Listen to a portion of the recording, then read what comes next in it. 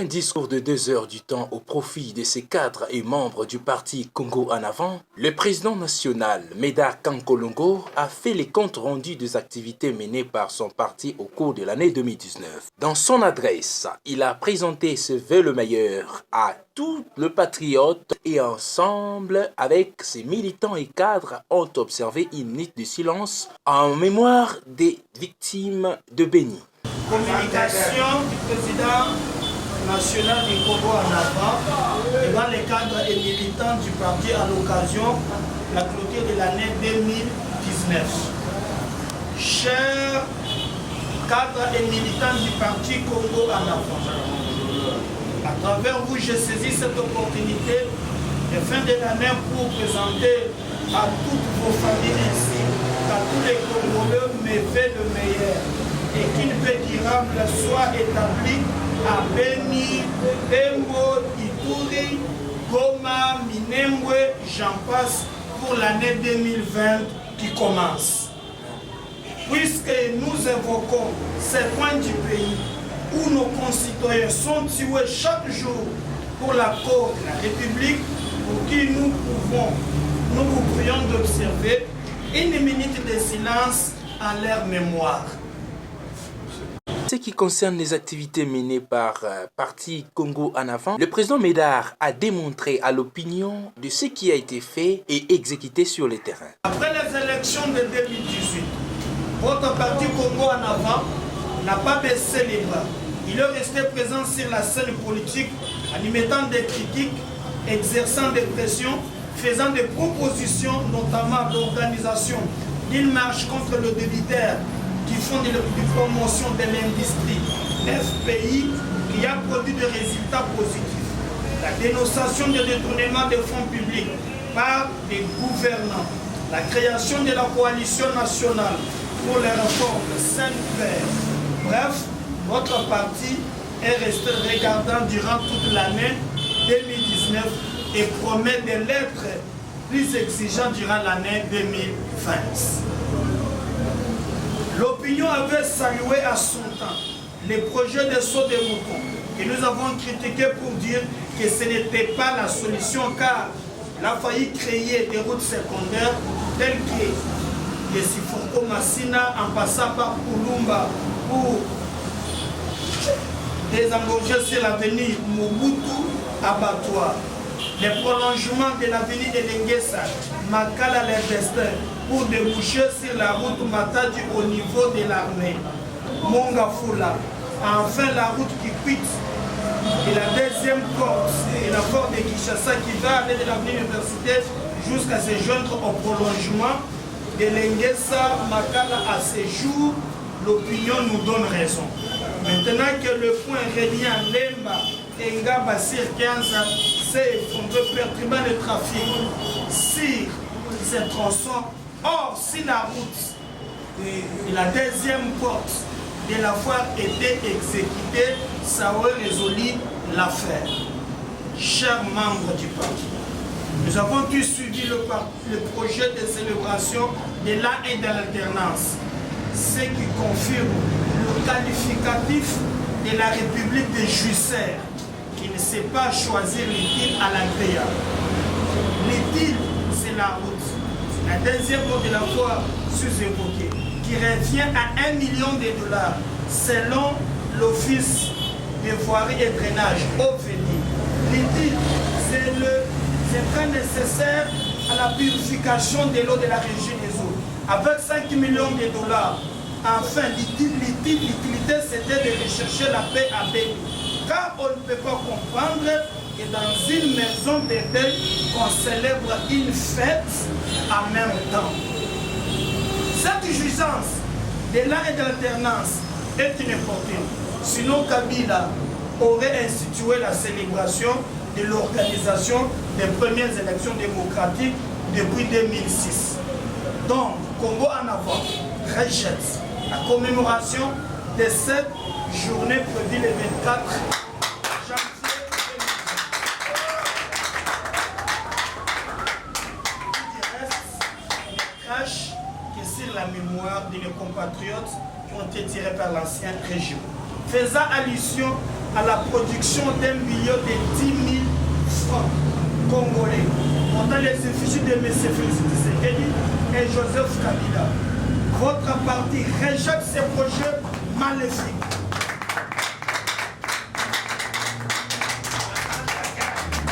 Peu importe les raisons avancées, il n'y a ni nécessité et moins ni urgence, car toute production monétaire exige des moyens financiers de la République. Cependant, il y a plusieurs secteurs de la vie nationale qui éprouvent des besoins urgents.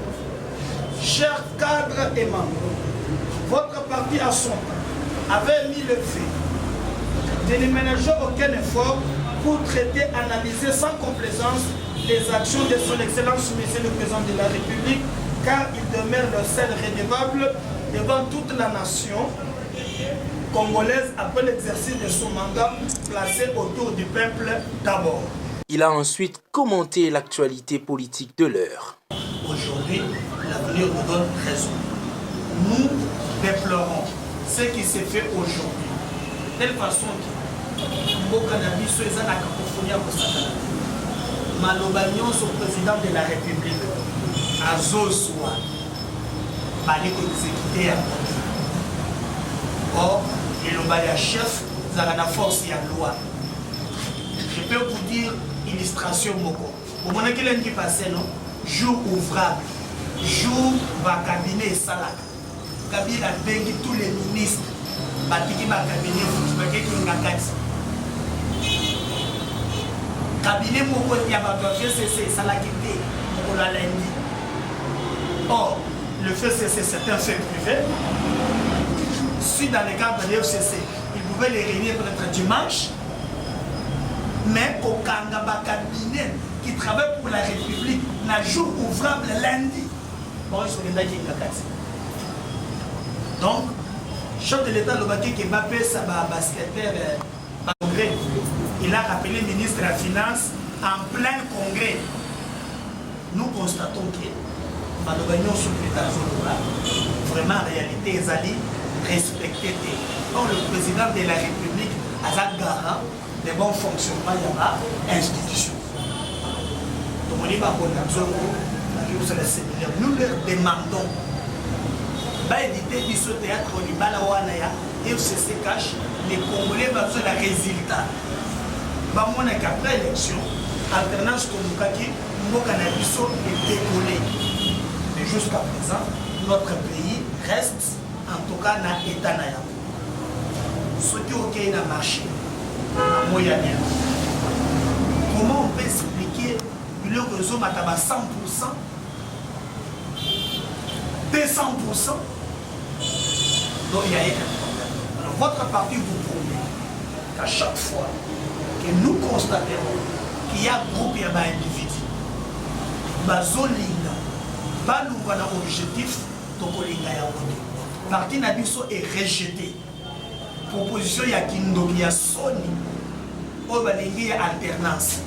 Pour nous, nous disons, cette alternance n'est pas un cadeau. Au Kabila Pesakibiso, mais pour nous, cette alternance, ni tété aussi à Koufaka, ni tété déjà Koufaka, Kabila Ngalo on a pouvoir. Donc, Tozu Yango a pris à Makila, on ne peut pas accepter que tout le monde a célébré l'alternation en 2006. Proposition ya Mbongo sur le bureau, Bazo Salabillé, la misère, les informations de possession me disent que si je imprime peu Mbongo a délai. Les gens déjà na banda ou na banco. Ceux qui pressionnent à biso et Kiti, rejeter Mbongo. Voilà que ça la Mbongo, ça coûte beaucoup d'argent. Nous disons aujourd'hui que non, les alliés Mbongo bâtir notre parti rejette Yewana et nous demandons aux Congolais de consommer à côté.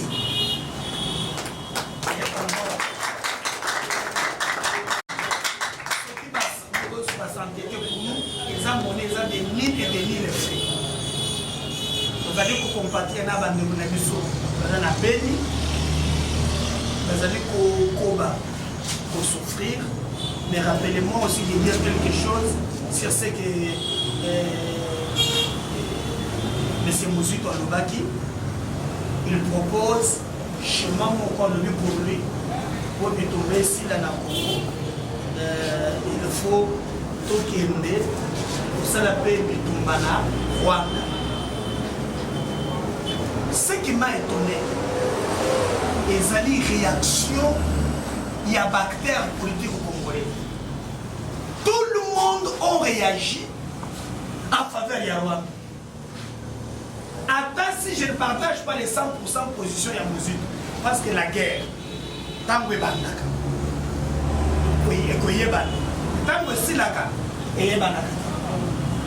Même si je ne partage pas à 100% position, mais réaction il y a classe politique. Tant que bandaka ke bazoka tabatu machette na beni ni tout. Est-ce que les gars vont réagir? Ne réagissent pas. C'est 2 ou 3 personnes. Mais quand on dit que Bazoko est en Rwanda, Baba Lobby, j'ai compris, Rwanda est infiltré sur le Salagati. Donc tout le monde fait tout pour aménager Rwanda. Allons-y maintenant entre les dans la relation internationale. État à la amitié, à la ennemi, à la intérêt. Si les intérêts du Congo, et ça que tout est à Rwanda, il faut tout détailler. Si les intérêts, c'est qu'il faut rendre tout détaillé. Je vous rappelle pour l'histoire. 1994, Bitumbeza na Rwanda. La communauté internationale que vous voyez, oh non, il faut tout battre la minorité, tout citoyen na bango. Alors, Kengo, il avait même refusé. Kengo alobaki, bakota, kasibati kaminduki na bango, nangambu mususu. La communauté internationale s'est imposée avec la France que vous voyez. On appelle ça l'opération turquoise. Ils ont entré avec munitions et armes dans le Canada. 94, 96, comment ça s'organise? Okoyoka jamais que na Rwanda babetaka FDLR à Rwanda. Jamais. On dit que chez nous. Mais vous nous avez rebelle à Kagame. Comment vous ne tuez pas chez Kagame? Vous tuez que nos frères. On nous tue aujourd'hui. On dit encore des tuer. Baboni, Batoumi, Banao. Mais quel est cet état qui ne peut pas réfléchir? La proposition de Mozito est un peu à l'ingasa la show. Au monique, la mouka, Ben Bazaraki wana vraiment, Ben Zezaraki.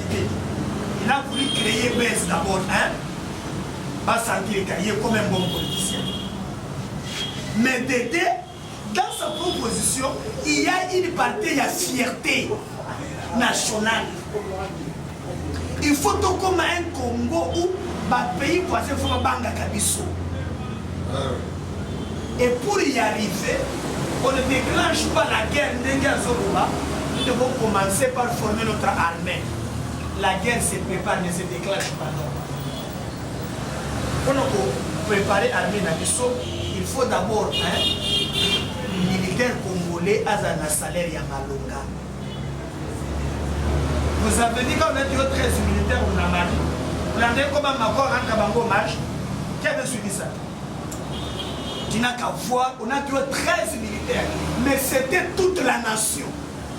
Le président de la République, qui sent même, tient les goûts de Yakoko d'armée. Mais armée d'Alissi, si vous allez dans la Gambie, la Mokoloa, policier à Zoluka, à la Mouksoga, à la Kanda, soya za gina nzala wo oche biloko na balabala motuli mbabola na moto loko déjà na sani ya nikatu ndeko na mi bale ko bina muno ko no kota l'image qu'on donne de l'armée même yo ozana ndako ezoko tinda yote. Or armée za la ba généraux te armée za la troupe. Et notre parti propose que au lieu de 6 millions, parce que la fête il y a une année. Par contre, on a 15 millions. On prend cet argent, on les verse. Est-ce que si on dit tenue militaire congolais là-dedans? Moussoubaï n'a pas de la fois passée là.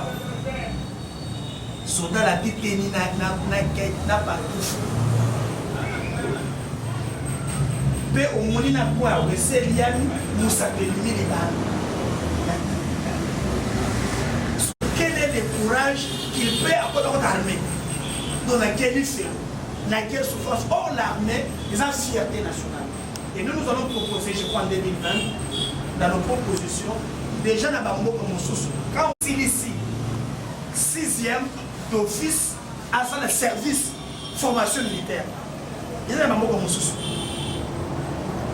Nous proposons ça. Mais dans le milieu au côté, au moins, on a déjà la formation. On peut s'emboquer à fierté. Sinon, pas on est un pays à genoux.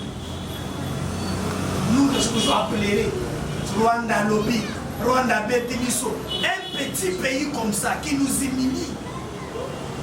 Et nous, on est infiltrés. Même quand on a déclenché une guerre contre Rwanda, nous n'avons pas décidé. C'est dans ces pays.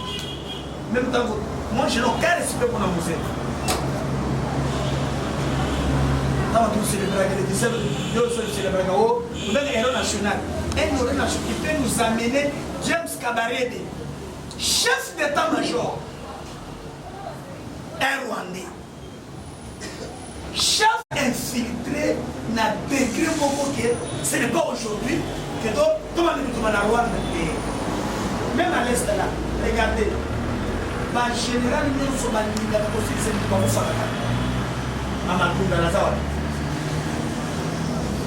faire mais tous les généraux qui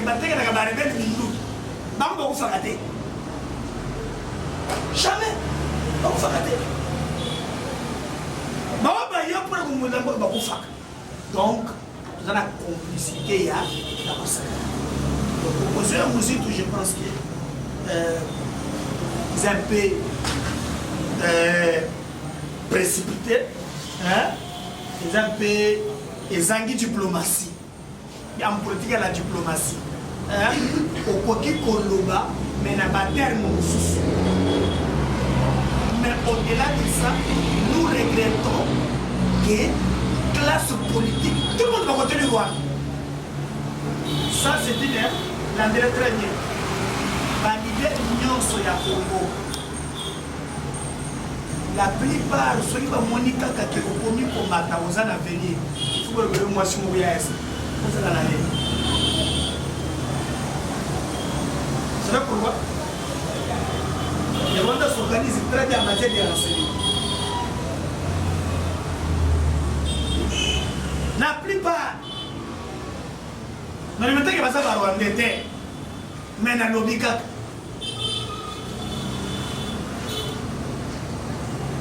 Si vous avez suivi une image Moko, Rwanda Kamata, jeune fille Moko, il y a des opposants na poto à foutre les billets, on va qu'il y ait des kotanga. Na ke kotanga te à qui espionner les opposants.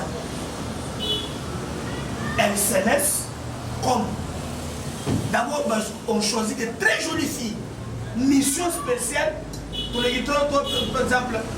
Pour les informations à M. Duc, il vient très bien.